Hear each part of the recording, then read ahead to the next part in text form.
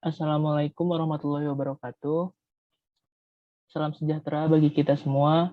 Yang terhormat Pak Adrezo selaku dosen pengampu mata kuliah praktikum pengantar basis data. Pada kesempatan kali ini, kami dari kelompok 2 akan mempresentasikan hasil diskusi kami, yaitu mengenai database perpustakaan. Perkenalkan, nama saya Fairuz Elki Muhammad, lalu ada rekan saya yang bernama Amalia Sana, lalu ada Anissa Revalinanda Putri, ada Rizanis Aksol Himam, dan terakhir ada Teja Dia Rani Oktavia. Next slide. Next slide, Bray. Adapun materi yang akan kami presentasikan terdiri dari 4 bab. Bab pertama ada pendahuluan, lalu bab kedua ada kajian teoritis, bab ketiga ada pembahasan, dan terakhir ada penutup. Selanjutnya, Bray. Ya, kepada materi pertama dipersilakan.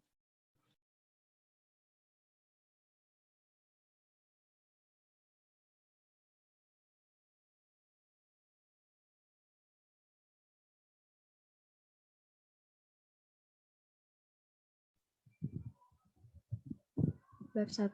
Pendahuluan.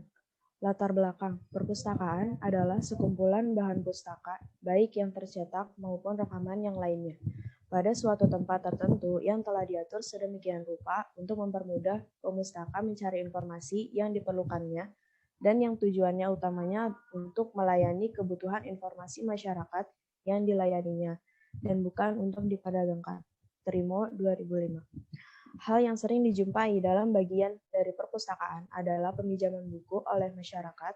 Di era digital saat ini, peminjaman buku dapat dilakukan tanpa harus menulis catatan peminjaman pada buku, melainkan hanya melalui suatu komputer yang diintegrasikan dengan suatu sistem basis data yang mempunyai tujuan untuk mempermudah pengaksesan informasi peminjaman dan mempercepat proses peminjaman yang dilakukan. Dari pernyataan tersebut dibentuklah suatu sistem basis data. Perpustakaan ini yang diharapkan dapat membuat peminjaman lebih cepat, terintegrasi, dan efisien. Next slide. Batasan masalah. Yang pertama, basis data ini merupakan suatu basis data yang berkonsentrasi di perpustakaan. Yang kedua, di perpustakaan tersebut terdapat anggota, buku, genre, petugas, dan data pinjam. Yang ketiga, basis data ini berkonsentrasi terhadap proses peminjaman buku yang terjadi pada komputer di suatu perpustakaan. Tujuannya yang pertama, memenuhi tugas akhir dari mata kuliah praktikum mengantar basis data. Yang kedua, merancang sebuah sistem dasar basis data untuk peminjaman buku pada suatu perpustakaan. Yang ketiga, menyimpan data peminjaman baru yang akan dilakukan ketika terjadi peminjaman.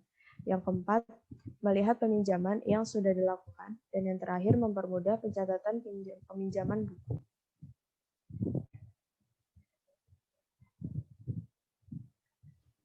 Ya, kepada pemateri kedua, yaitu Saudara Rizanis, dipersilakan. Hakikat basis data. Basis data merupakan koloni Dunbeck tahun 2010 merupakan kumpulan data yang telah terbagi dan terhubung secara logikal serta deskripsi dari data yang dirancang untuk memenuhi keperluan informasi suatu organisasi. Digunakan untuk mengurangi redundansi data, kesulitan pengaksesan data, isolasi data, untuk standarisasi, menyelesaikan masalah keamanan atau security, menyelesaikan masalah integrasi, dan menyelesaikan masalah data independence.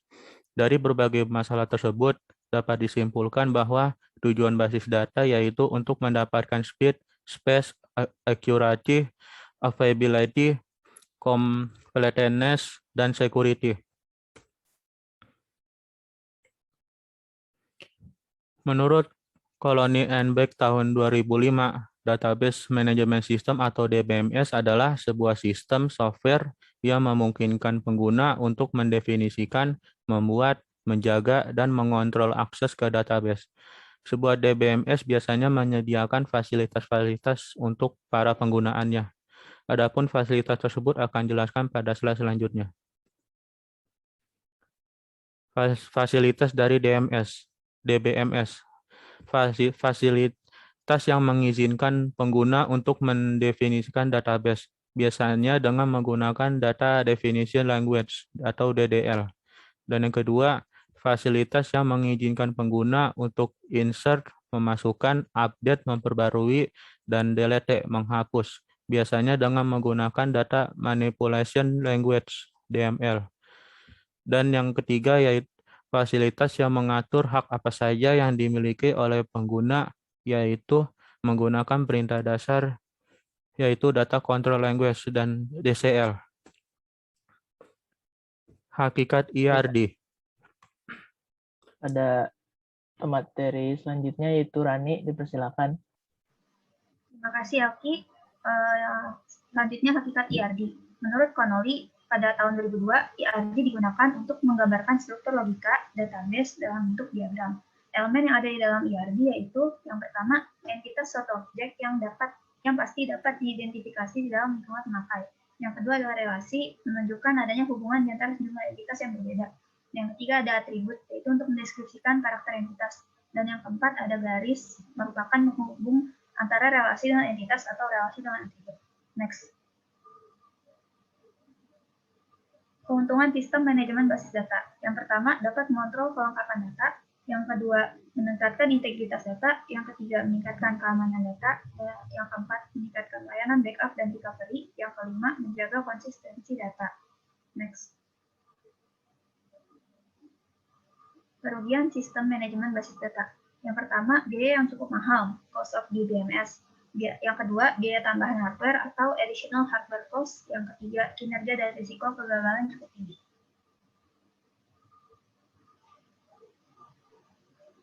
Ya, selanjutnya kepada Saudari Anissa, dipersilakan. Oke, terima kasih. Selanjutnya itu ada identifikasi entitas beserta atributnya. Yang pertama ada entitas anggota dengan atribut ID anggota, nama telepon, dan alamat. Kemudian ada atribut kunci yaitu ID anggota sebagai primary key.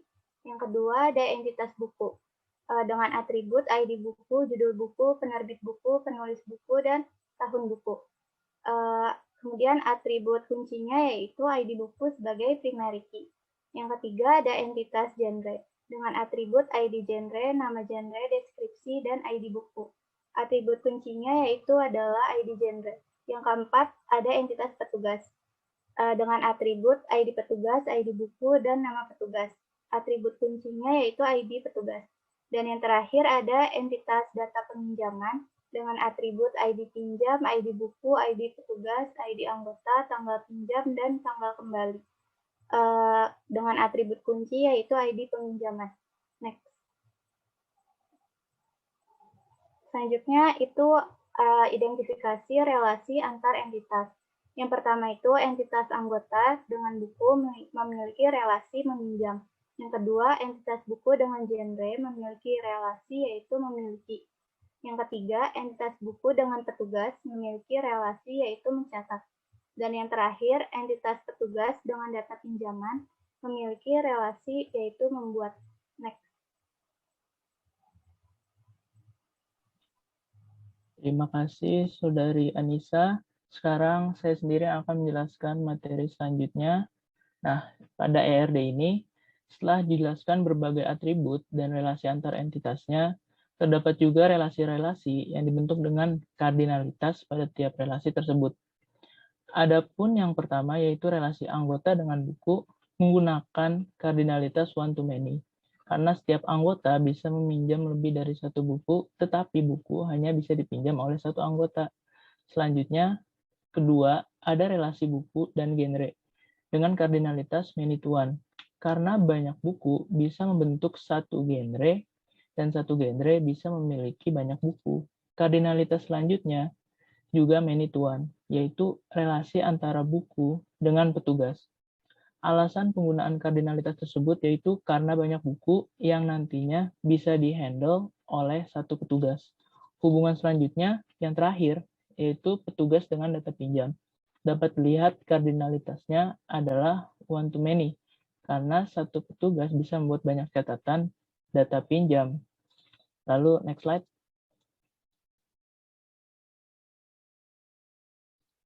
Kemudian ada transformasi ERD ke bentuk tabel. Terdapat tabel anggota dengan atributnya yang sudah dirubah menjadi kolom dan baris pada tabel tersebut. Terdapat pula tabel-tabel lain yang telah dirubah sedemikian rupa. Ya, next slide.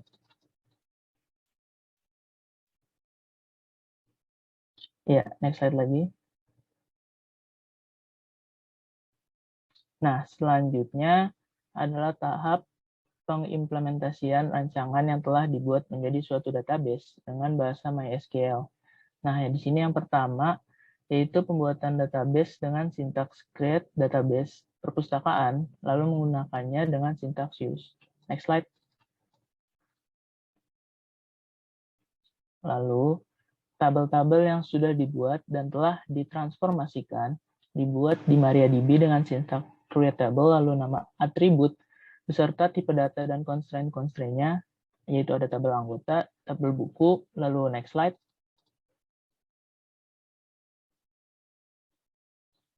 Lalu ada tabel genre, tabel petugas, next slide. Dan di sini terakhir ada tabel data pinjam dengan banyak foreign key dari tabel lain, yaitu tabel buku, anggota, dan tabel petugas. Ya, next slide. Selanjutnya adalah pengisian data-data dengan menggunakan sintaks insert. Nah, nantinya data-data inilah yang akan diproses dengan berbagai cara, seperti data control language, prosedur, dan lain-lainnya. Dapat dilihat data pada anggota dan buku. Next slide. Ada juga data pada tabel genre dan petugas. Next slide lagi. Dan terakhir, ada data-data yang dimasukkan ke tabel data pinjam. Ya. Sekian dari saya. Pada pemateri selanjutnya, yaitu Sadori Amel, dipersilakan.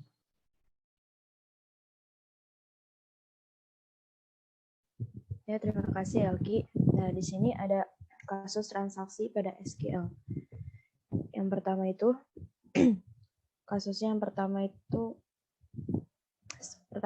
start transaction.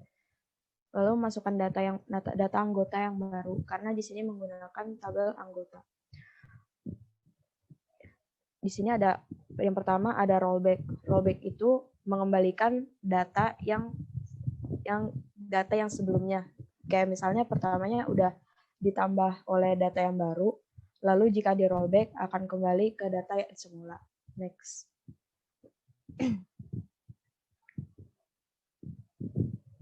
Yang kedua itu ada commit. Commit itu fungsinya untuk jika kita menambahkan suatu data, commit jika kita klik commit, lalu jika di rollback atau dikembalikan ke semula, itu datanya tidak akan hilang. Lalu yang ketiga ada save point.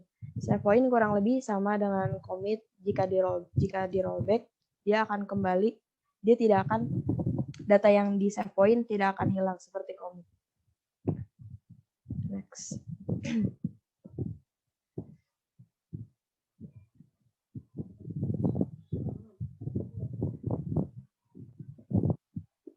Next.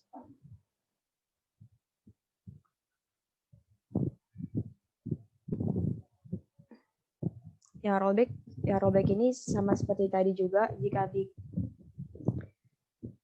dimasukkan data pertama, jika sudah di save point, datanya tidak akan hilang.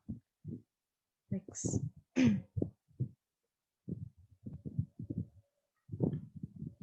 Materi selanjutnya akan disampaikan oleh Anissa. Ya, kepada Saudari Anissa dipersilakan. Ya, terima kasih. Selanjutnya itu adalah penerapan DCL pada SQL. Yang pertama itu kita bisa membuat user dengan nama anggota dengan passwordnya anggota 1. Dan cara create user anggota identified by anggota 1. Kemudian memberikan hak akses pada user anggota, yaitu untuk dapat melihat data yang ada di dalam tabel anggota, buku, dan genre dengan cara grant select on perpustakaan.anggota to anggota. Yang selanjutnya grant select to perpustakaan on perpustakaan.buku to anggota. Next.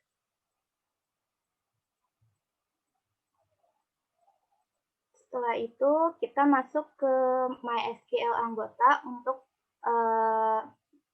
mengetes anggota yang ingin meminjam buku hanya dapat melihat tabel anggota, buku, dan genre.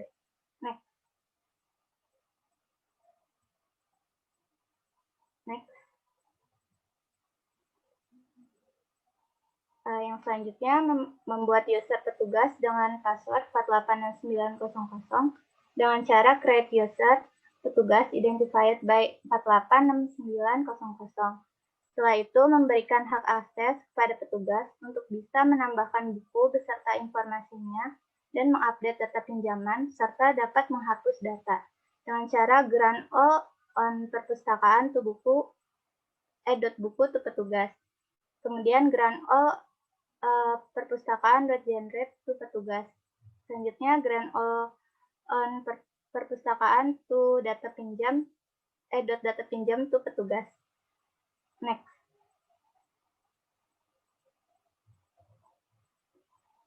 Setelah diberikan hak akses, petugas dapat menambahkan koleksi buku dan genre pada perpustakaan dengan cara masuk MySQL petugas. Setelah itu kita select bintang from buku. Setelah itu kita baru bisa insert into buku values-nya, yaitu data-data bukunya. Setelah itu insert to genre juga, values data-data genrenya. Setelah di-insert, baru kita bisa select bintang from buku untuk melihat apakah datanya berhasil ditambahkan. Next.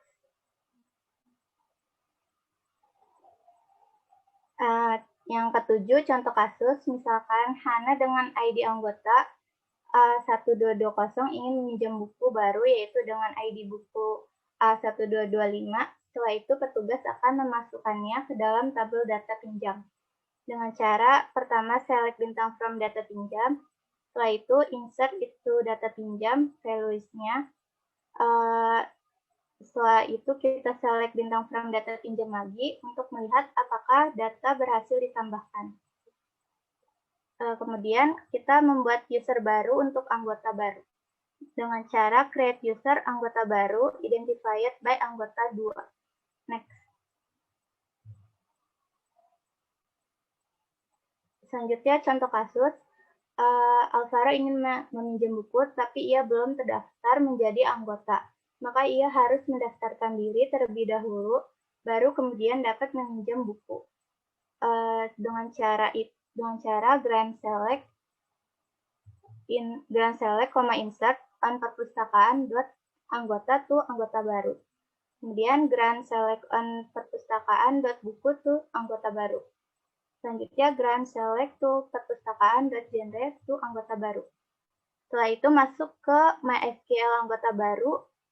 Kemudian select bintang from anggota, baru kita insert into anggota values si data Alvaro-nya. Next. Setelah itu kita select bintang from anggota untuk mengecek apakah data sudah berhasil ditambahkan. Next. Setelah data berhasil ditambahkan, baru ia bisa memilih buku yang ingin dipinjam, dan kemudian petugas akan mencatatnya ke dalam tabel data pinjam. Dengan cara masuk ke MySQL petugas, kemudian select bintang from data pinjam, baru kemudian insert into data pinjam buku yang dipinjam. Setelah itu select bintang from data pinjam untuk mengecek apakah data berhasil ditambahkan. Next.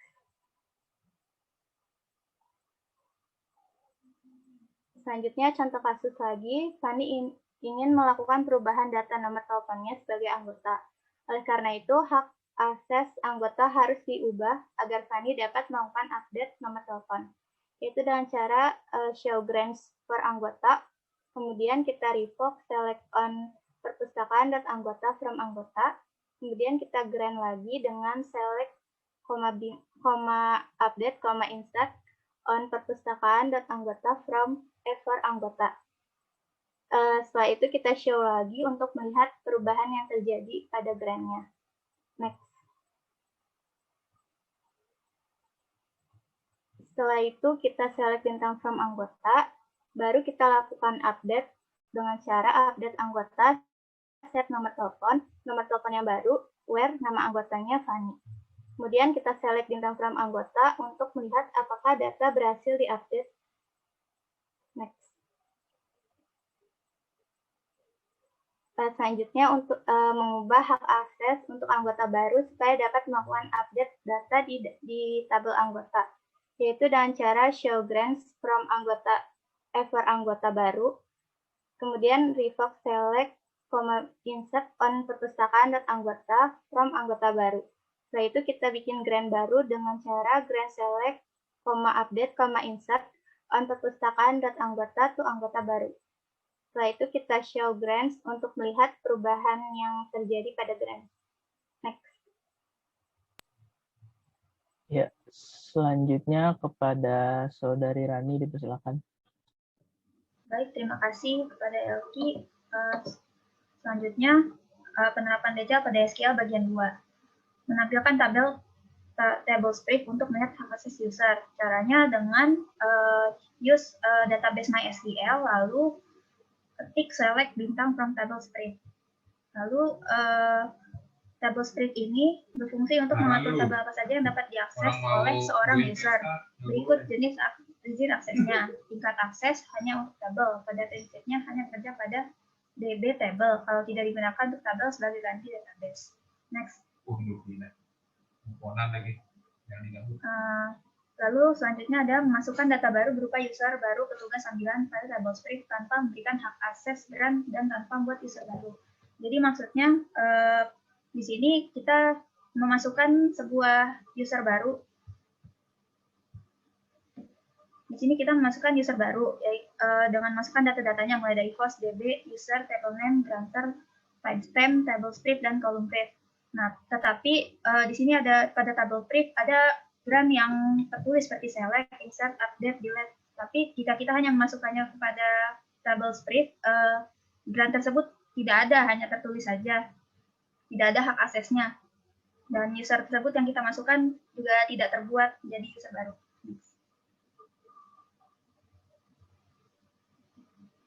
Next. Lalu selanjutnya di sini kita melihat select host, user, password from user untuk melihat apakah yang tadi kita masukkan itu sudah menjadi user baru atau tidak, dan ternyata tidak terbentuk user baru petugas sambilan. Lalu selanjutnya ada mengubah isi tabel pada tabel spread pada user petugas sambilan. Caranya hanya menggunakan sintaks update tables seperti biasa. Next. Lalu selanjutnya ada mengupdate kolom table spread pada tabel buku user anggota baru tanpa mengubah hak akses grant. Sintaksnya juga sama dengan update table spread, set table spread isi yang baru, select, insert, where user anggota baru, dan table name buku. Next. Lalu pengubahan data dengan insert pada tabel buku user anggota baru tidak dapat dilakukan walaupun kolom table spread pada table spread ditambahkan insert. Terbukti saat kita mencoba melakukan penginsertan data ketika menggunakan user anggota baru, data tidak bisa masuk dan terjadi error karena insert comment denied to user anggota baru, yang artinya anggota baru tidak diberikan hak akses untuk insert. Next.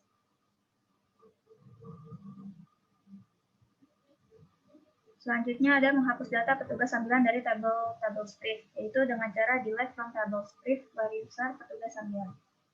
Next.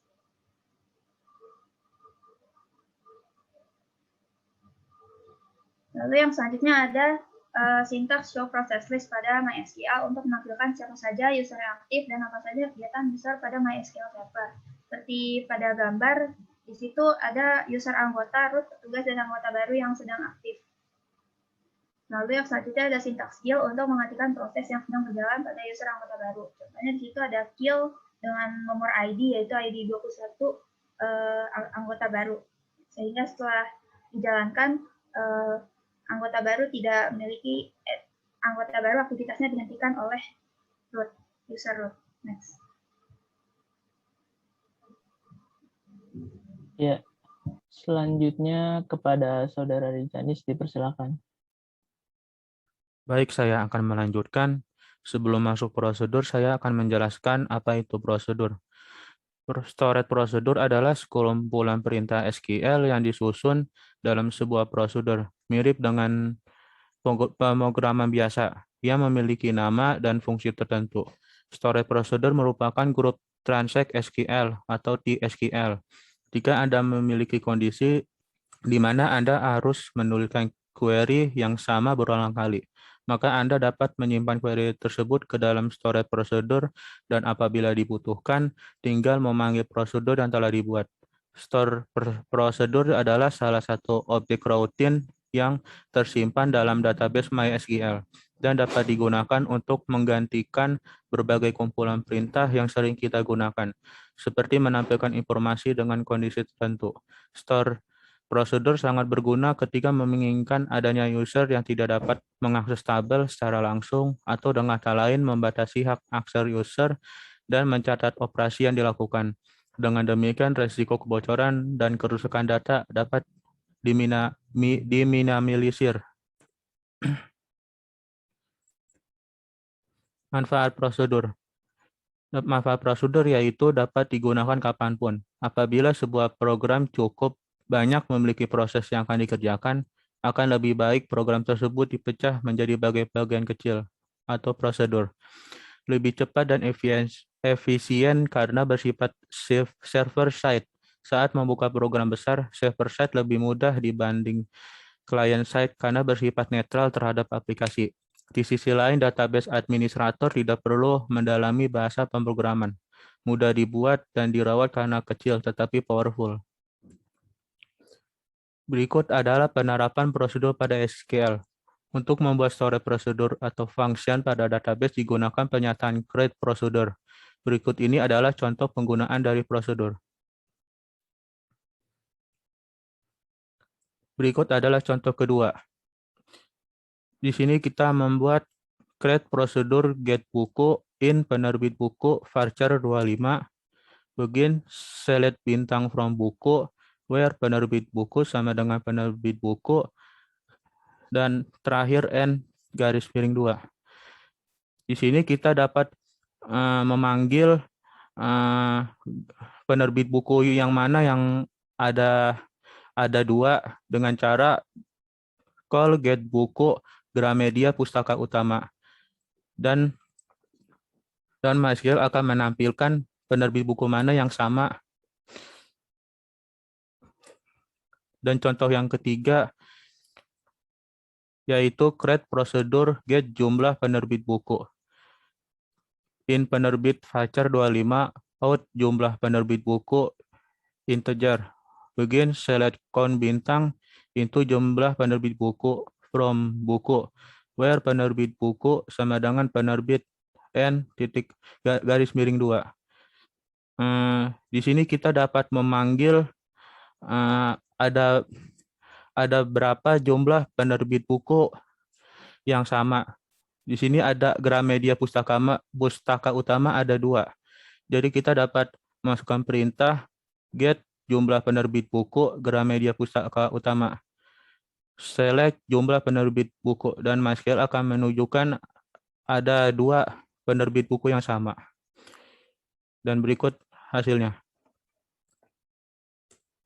Dan contoh yang keempat yaitu create prosedur banyak buku in buku integer in penulis integer in out tahun integer. Begin select buku plus penulis into tahun n garis miring 2. Di sini kita dapat memanggil berapa jumlah buku yang tersedia yang ada di database perpustakaan dengan cara call banyak buku 1 tambah 4 underscore tahun. Select tahun dan MySQL menunjukkan ada 5 buku. Dan contoh yang kelima yaitu sama dengan contoh keempat, kalau ini lebih simpel sintaksnya.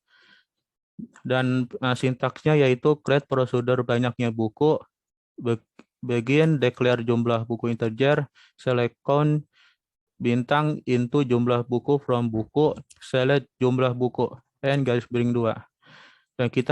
dan memanggil call banyaknya buku, ada sebanyak 5 buku yang ada di database perpustakaan. Pada contoh 1, 2, 3, dan 4, dalam membuat routine selalu menggunakan delimiter. Hal ini digunakan untuk mengubah pernyataan delimiter dari titik koma ke garis miring 2. Ketika suatu prosedur sedang didefinisikan, sehingga sebelum delimiter ditutup, meskipun sudah ditekan enter, masih dianggap satu kesatuan perintah. Jika menggunakan perintah delimiter, maka untuk menutupnya digunakan karakter backslash, karena karakter ini merupakan karakter escape untuk MySQL.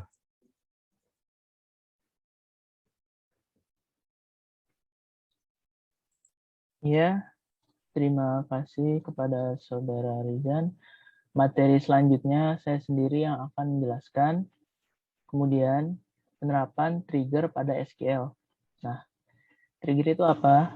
Trigger merupakan suatu kumpulan kode prosedural yang nantinya akan dieksekusi secara otomatis pada saat-saat tertentu, seperti pada saat kita menggunakan sintaks insert, update, serta delete. Nah, di sini kami menggunakan 3 sintaks tersebut yang apabila digunakan, nantinya akan menjalankan suatu kode. Yang pertama adalah trigger pada sintaks insert. Hal pertama yang dilakukan adalah membuat tabel baru yang nantinya akan menampung data terbaru yang dimasukkan. Selanjutnya adalah membuat trigger itu sendiri dengan sintaks create trigger. Dapat dilihat trigger yang dibuat bernama insert anggota. Lalu baris selanjutnya adalah menentukan kapan digunakan dan untuk tabel mana trigger ini digunakan. Dapat dilihat dari sintaks after, yang artinya trigger akan digunakan setelah melakukan insert, dan sintaks on anggota, yang berarti trigger akan dilakukan setelah data dimasukkan ke tabel anggota. Selanjutnya, ada sintaks for each row, di mana berarti data akan dimasukkan ke semua kolom. Kemudian terakhir terdapat sintaks insert yang digunakan untuk memasukkan data secara otomatis ke tabel yang telah dibuat, yaitu tabel trigger insert anggota yang sudah dibuat. Selanjutnya, kami mengambil data dari tabel biasa, yaitu tabel anggota yang ada di kiri itu, dan data tersebut dimasukkan ke tabel yang sudah dibuat tadi. Ya, next slide.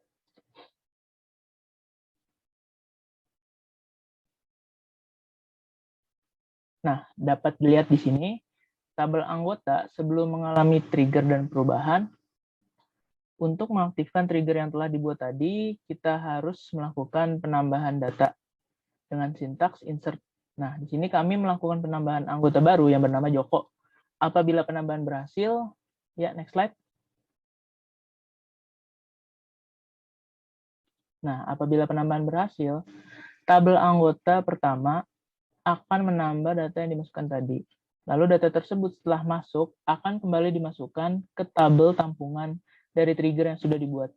Dapat dilihat pula waktu masuknya data dan perubahan yang terjadi. Karena kita melakukan perubahan berupa penambahan data, maka perubahan yang tertulis adalah insert, seperti pada tabel trigger insert anggota tersebut. Next slide.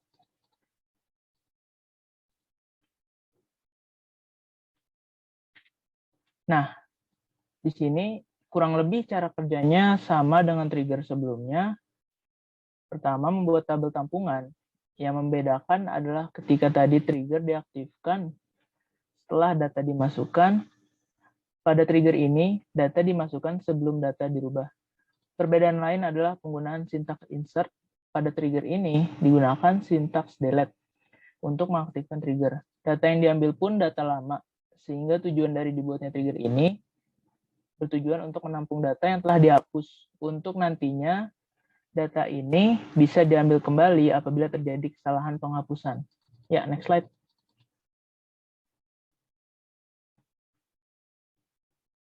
Nah, di sini juga hampir sama seperti tadi. Trigger akan aktif saat dilakukan penghapusan data. Nah, setelah penghapusan data dilakukan, next slide. Ya, data yang telah dipilih pada tabel anggota akan hilang, yaitu data Joko, di mana data ini akan ditampung pada tabel trigger yang telah disiapkan seperti pada di gambar, yaitu tabel yang ada di atas dengan nama Joko. Nah ya, selanjutnya. Next slide.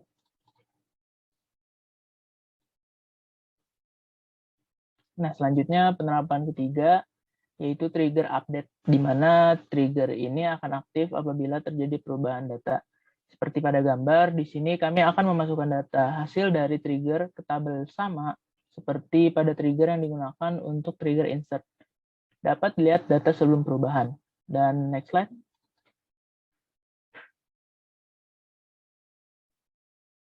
Nah, kami melakukan perubahan data berupa data nomor telepon anggota. Setelah itu, trigger akan aktif dan memasukkan data baru. Data baru tersebut ke tabel yang sudah dibuat. Tujuan trigger ini adalah mendata kapan terjadinya perubahan dan siapa yang dirubah. Dapat dilihat juga perubahan yang dilakukan pada sebelumnya, dilakukan penambahan data berupa penambahan anggota bernama Joko. Nah, sehingga sekarang pada kolom perubahan akan ada tulisan insert. Karena sekarang kami melakukan perubahan data berupa update pada data yang sudah ada, yaitu pada anggota bernama Latifah, maka yang akan muncul adalah perubahan update seperti pada tabel trigger insert anggota. Ya, next slide.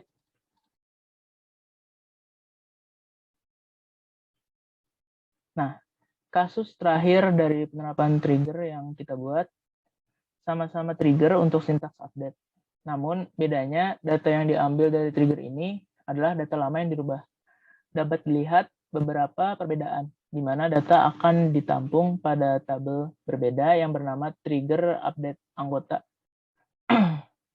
Perbedaan lainnya adalah data diambil before update dan data yang diambil berupa data lama. Next slide.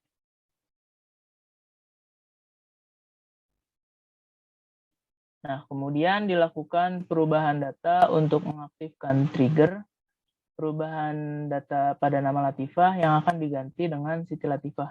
Ya, next slide.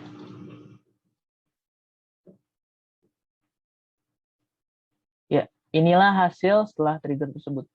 Apabila trigger update tadi memasukkan data yang sama dengan tabel anggota, nah pada trigger ini data yang diambil adalah data lama, di mana ketika dilakukan penggantian nama pada Latifah, nama lama tersebut akan disimpan terlebih dahulu ke tabel trigger yang disiapkan.